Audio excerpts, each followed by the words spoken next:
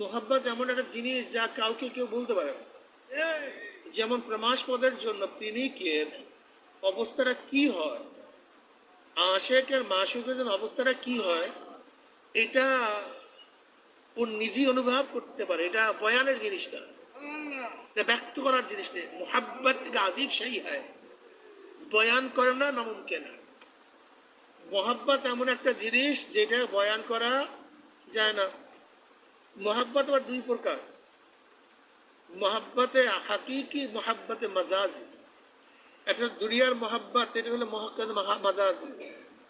আর হলো মাওলার মোহাব্বত, মোহাব্বতে হাকিকি। কথা ঠিক না? দেখো, মোহাব্বতে মাজাজ ছাড়া মোহাব্বতে হাকিকতের বুঝ পুরো আসে না।